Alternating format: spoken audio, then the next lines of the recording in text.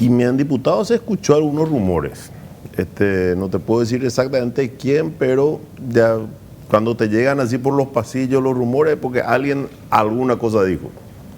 Sí, pues yo hablé con Mario Martín Arévalo, que es no, él es senador, no es diputado.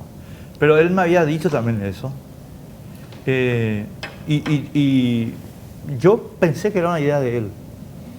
Pero ahora si vos me decís que en diputados también hay rumores, bueno, el movimiento... No, de hecho, cualquier inicio de juicio político nace en diputado, ¿verdad? Evidentemente algún pie tuvo que haber tenido el rumor, pero escuché el miércoles, jueves, cuando estuve en la Cámara de Senadores con el tema del juramento justamente, fue días antes eso, entonces ahí se escuchó el rumor, pero me parece un poco forzado. Claro, ahora vayamos un poco al grano, Fernando. Pues yo estaba leyendo las declaraciones tuyas, no sé si fue hoy o ayer, y vos dijiste algo que a mí me pareció muy interesante. Quiero repetirlo porque me parece que es un buen pie para la conversación. Dijiste, yo creo tal cosa, pero los que tienen que resolver la cuestión son los ministros de la Corte. ¿Es correcta? Correctísimo. Y acá hay pues este debate ya lo tuvimos muchísimas veces. 70 veces. Sí.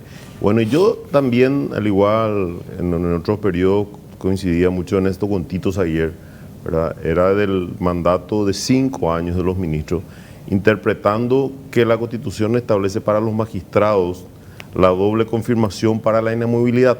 Entonces, si los magistrados, que son la estructura del Poder Judicial, tienen que tener doble confirmación para ser inamovibles, entonces, obviamente, también la cabeza.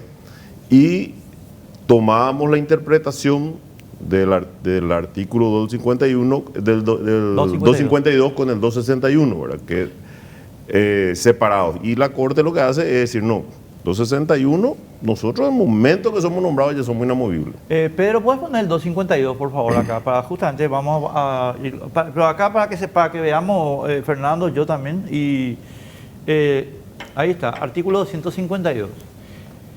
Los magistrados son inamovibles en cuanto a cargos, bla, bla, bla. No pueden ser trasladados ni ascendidos, son designados por periodos de 5 años a contar de su nombramiento. Es la cuestión que estás planteando. Ahora, yo te digo... Y después, confirmado 2 periodos, adquiere inamovilidad. Sí, correcto. Ahora, aquí pasa lo siguiente, Fernando. Los magistrados son todos los que integran el Poder Judicial, pero no todos los que integran el Poder Judicial son ministros. O sea, yo ya sé que vos escuchaste este argumento porque esta discusión ya hubo 80 veces, así que, o sea, voy a poner la cuestión del número del idioma castellano, diccionario de la Real Academia. Todos los ministros son magistrados, pero no todos los magistrados son ministros. Luego, hay una especialización. Y Pedro, si me puedes poner el 247, creo que es, el del capítulo del poder de la Corte Suprema. La interpretación. No, el de la Corte Suprema. Y esto, bájame. Poneme, no, arriba, perdón, el título es lo que quiero. Más. Esto muestra, bájame la Pedro, por favor te pido. No. El 247 el que establece que interpreta. 247. Solamente puede ser interpretado ahí por la Corte de la Constitución. No. El punto para mí es el siguiente acá, Fernando, y amigas, amigos que nos están viendo. Los ministros de la Corte son unos magistrados especiales. La Constitución hace un distingo. No solamente hace un distingo en cuanto al cargo, sino a la elección, a la duración y a la remoción. Y Tito hizo un disparate en 1995, aliado con Calé y con Emilio Camacho.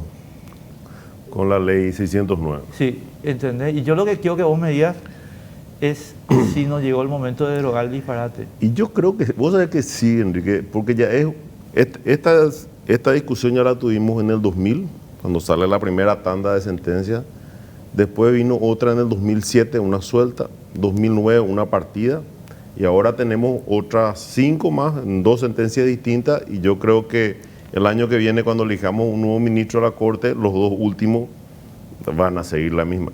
Y es más, en esta terna que enviada para el caso de Víctor, ya ni siquiera fue producto de análisis la duración. Muy, muy someramente. Pero claro.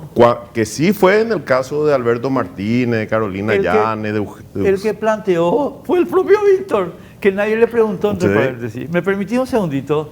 Katia González, diputada, ¿cómo te va, Katia? ¿Cómo estás, Enrique? También al senador Silva Facetti y a la teleaudiencia, por supuesto. Muchísimas gracias por estar con nosotros, Katia. Estamos acá con Fernando Silva Facetti. Nos hubiera gustado que estés aquí sentada con nosotros, pero bueno. Katia, la misma pregunta que le acabo de hacer a Fernando sobre el artículo 19 de la ley 609.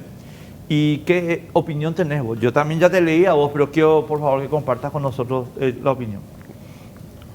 Bueno, en realidad una mirada sesgada, reducida simplemente al terreno jurídico, en el cual siempre sacan ventaja los versados archimandritas que desde la academia o la política se profesionalizan básicamente en validar las relaciones de poder pro autoridad.